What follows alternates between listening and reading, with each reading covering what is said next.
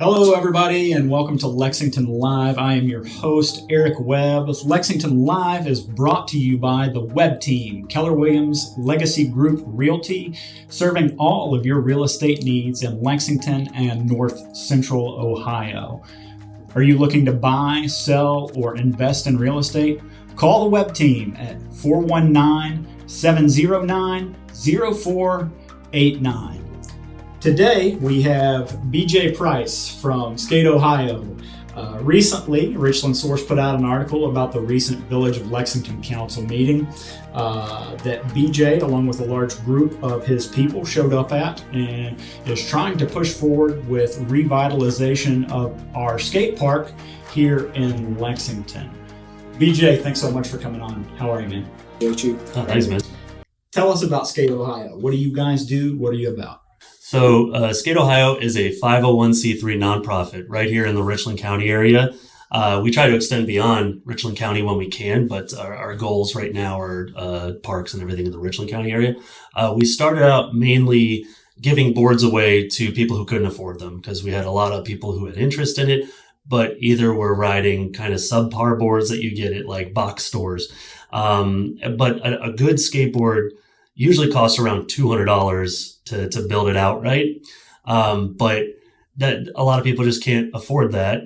So we found avenues to be able to raise money to be able to buy them, find partners to be able to just raise the money in certain ways to build these boards to give away to people, not just kids, but kids and adults. We get approached more by people who used to skate. And they're like, yeah, man, I'd love to get back into it, but I ain't got the cash for a board right now. I'm like, well, you can get back into it because we got a board with your name on it. First Class Roofing was one who just donated $1,000 to us, which allowed us to buy 15 complete skateboards, to which we've given away 8 so far of those. And then the other ones we still have that people can either just try or come to our winter sessions and use them. So that's kind of how we started. And that's a big part of us is giving boards away to people who can't afford them. But beyond that, we try to, upgrade parks that we have and establish parks in areas that don't have it, like Mansfield doesn't have a park. So we'd love to establish parks there, fix the parks that we do have, like Shelby and Lexington, and upgrade Belleville a little bit as well, because they have a park as well. So that's kind of part of it. But then more long-term is we would love to have skateboarding in schools. The idea of there's a lot of kids who don't fit that basketball, baseball, soccer, mold. We want to be able to provide another avenue for kids to try. That's something that could be done on their own or in a group with a team, all those things. And then selfishly, I would love to have skateboarding in schools to have teams, have it accredited by the OHSAA, and eventually have Lexington versus, Mansfield, and be able to do that. To see a kid with a Letterman jacket with a letter that says skateboarding on it, that is my dream right there. That would be amazing. So that's kind of a brief overview of what we do. What is your vision for the future of Lexington Skate Park? With the Lexington Park, a lot of us, if you talk to a lot of people that are still in this area or grew up in this area in the skateboarding community, when that went in years ago, it was a hotspot. Like we all went there. It was packed all the time.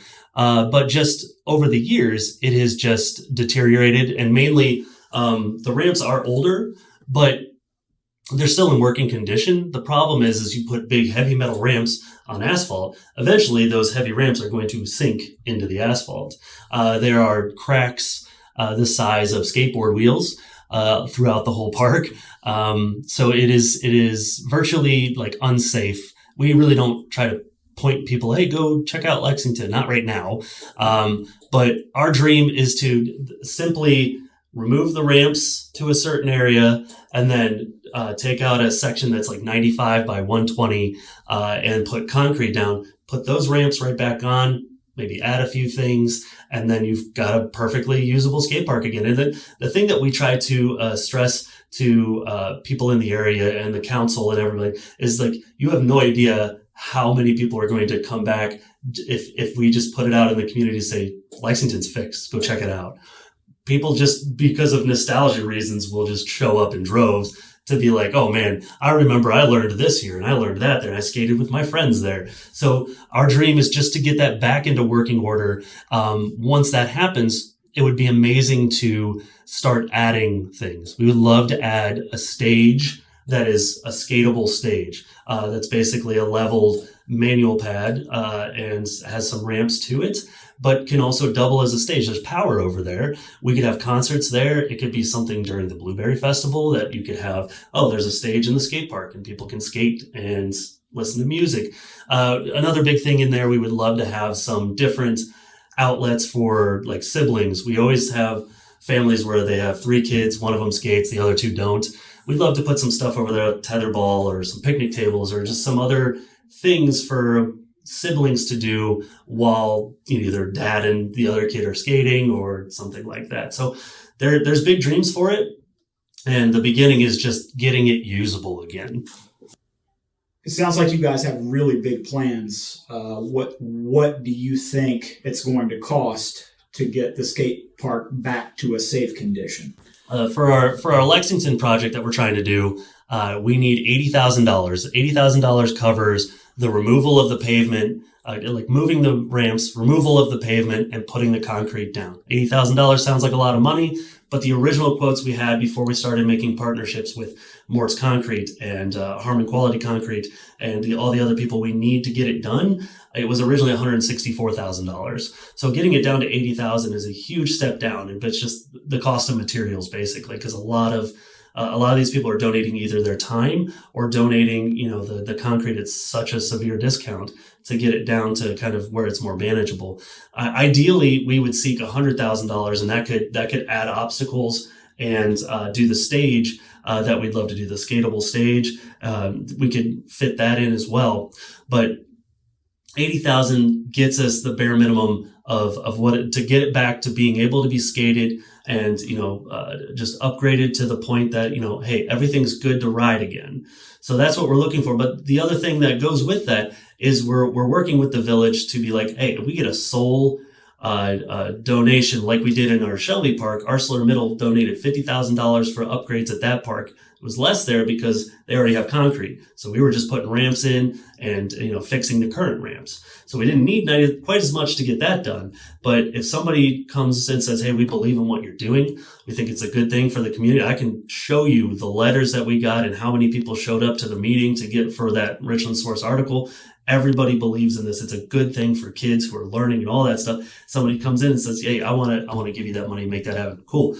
Not only that, you're going to hopefully be able to name the park. It'll be, etched in that name forever. It'd be the Webb Team Park for any and all to go. We get to paint your colors are red. We're going to paint everything red. We'll make it make sense and be so beneficial. I mean, when we did the Shelby Park, ArcelorMittal got 8 dedicated articles from Richland Source, other newspaper, News Journal, and WMFD, all those things. There's just nothing but good press that comes with that. Shout outs in the community and just so amazing. So yeah, if anybody is super willing and sees the vision and wants to give us $80,000, I could have this done in 2 weeks. We have everything lined up. They're just waiting for the money. And then all I have to do is make 2 phone calls and I could have it scheduled in 2 weeks.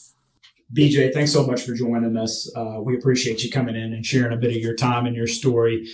Really looking forward to being able to see the things that you guys are able to accomplish, not only in Lexington, but across Richland County.